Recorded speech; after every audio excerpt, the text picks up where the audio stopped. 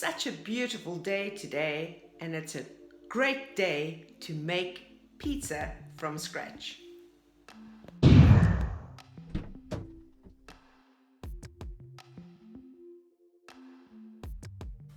can see how beautiful it is out there. I should actually be outside. Some silly bird has pooped on my window, spoiling my view.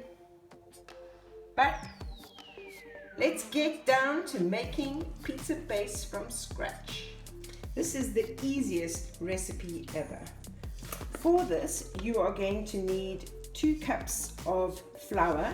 I'm using spelt flour because I have a friend who doesn't handle the gluten in the normal flour. And you are going to need to have 1 teaspoon of dry yeast. Over here you get special yeast for pizza, so I'm using that one. A half a teaspoon of salt, a tablespoon of olive oil, and you'll be having 3/4 of a cup of water. And honestly, that's all you are going to do for this pizza base. Right. The first thing is to put your dry ingredients into the mixing bowl. So I've put in my 2 cups of flour and my half a teaspoon of salt. Now I'm going to take the 1 teaspoon of yeast and I'm going to mix that to the 3/4 cup of lukewarm water. Yeast is in the water, so I'm going to just mix it around a little bit. And we're going to leave it a little so that it can froth up a little bit. Right, while that is frothing up, you are going to make a well in the middle of your flour. And into this little well here, you are going to pour that water yeast mixture and your 1 tablespoon of olive oil. While I'm waiting for that to froth up a little bit, it's quite hot, so I am trying something new. This is a sparkling spritz. Very, very good. Okay, so it has, you can see there's a few little bubbles there. It started frothing a little bit. I'm now going to pour this into that well that I've made. And now I'm going to start. This is like mixing cement. That's what I'm going to be doing. It's like mixing cement. And as it starts to come together, I'm going to then add in my tablespoon of cooking oil, or olive oil, should I say. Right, olive oil is now going in. And now I am going to knead this by hand until it's no longer sticky and it forms a ball. So you can see I'm kneading it and it's not sticky at all. Look, it's not sticking to my hands at all. And that's what you want it. You want it to be like elastic and not sticky, so that it forms a ball like this. As you can see, this spelt flour I'm using is the coarse ground one, so it's going to be like slightly whole wheat, but that's okay, healthier. So, right, so we've kneaded this, and now this is going to stand. You're going to cover this up, and you're going to leave it for about 10 to 20 minutes. Okay, that's all. So now it's covered up resting, and this amount of dough, this ball of dough we've created, is going to make either 2 large pizzas, 4 medium-sized pizzas, or 12 mini pizzas. So obviously that is up to you and what you are going to need. But I think I need to tell you the story about this incredible pizza dough that I'm teaching you how to make here. So the story about this dough is that, oh my goodness, it's actually quite a long time ago, right? 20 years ago now, when I was teaching in Luanda, Angola, we had I had in my class, I had the Italian ambassador to Angola's son, and his wife was a lovely lady, and we were doing, I can't remember what we were doing, I can't even remember, but anyway, it was to do with our unit of inquiry, and she came in to teach our class how to make traditional Italian pizza. And this was the recipe that she used, which I have kept and used and shared successfully all these years. And it really is a flop-proof recipe. It's so easy. You saw how quick it was to just knock up a batch of pizza dough. I'm going to leave it 20 minutes to rest, and then I'm ready to start making pizzas. But what you will see when I show you, when I start rolling out the dough, is that the trick, and this is what she said was an Italian trick, so I'm just taking the Italian ambassador's wife's word for it, okay? This is like, I'm not a chef, she's not a chef, I'm taking her word for it. She said the trick is that you pre-bake your pizza bases. You don't put fillings on raw dough, because then you end up with a soggy pizza. So, big reveal over here.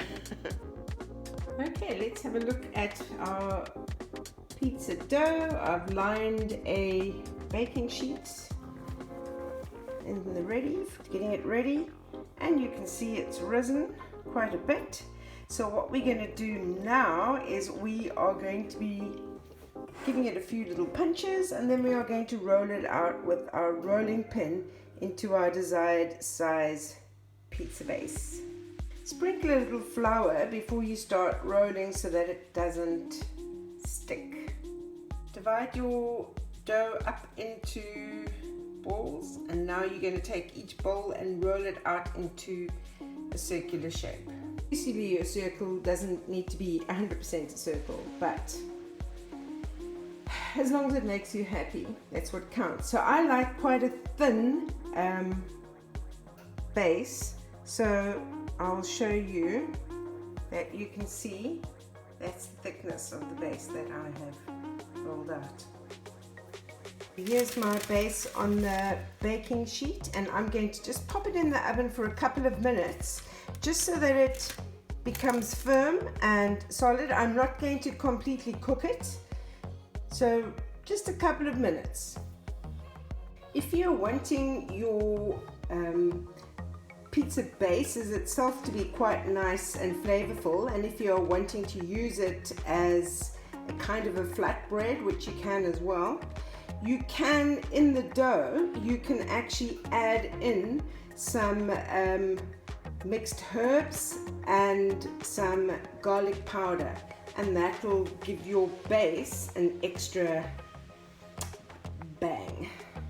First pre-cooked base is out of the oven, so you can see that it's just solid now, and next one is about to go in.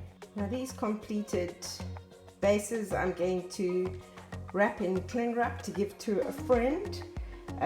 You don't have to cook your bases straight away.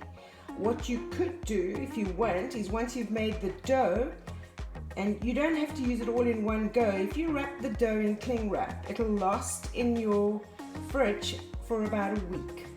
So you could make double quantities if you want, but anyway, I've pre-done his bases for him, so it's ready to wrap that up.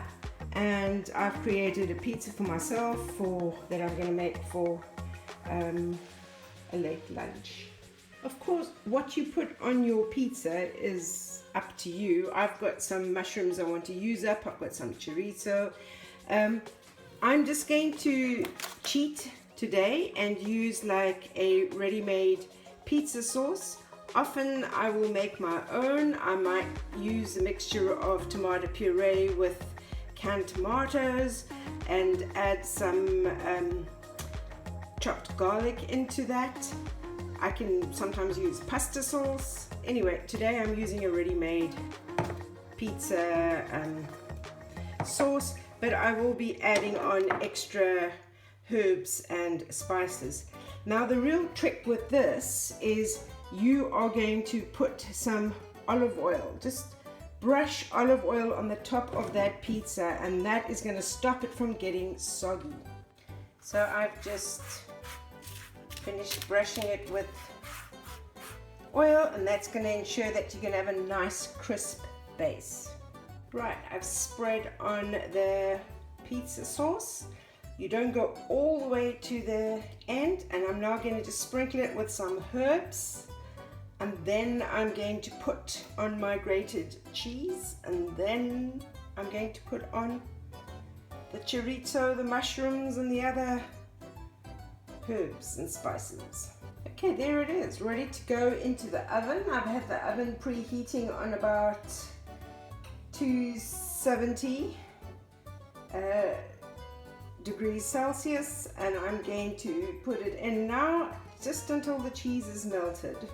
Okay, it's in the oven now. I've just turned the heat down to 200, so I'm going to have it in at 200 till the cheese starts melting and bubbling a bit. You have it just out of the oven. Beautiful pizza with a crisp base. This is like a whole wheat flour spelt base that I've made, but you can just use normal all-purpose flour as well. Smells absolutely divine. The recipe is in the description below, so if you could like, subscribe to my channel, hit the notification bell to be warned of my upcoming videos, that will be amazing.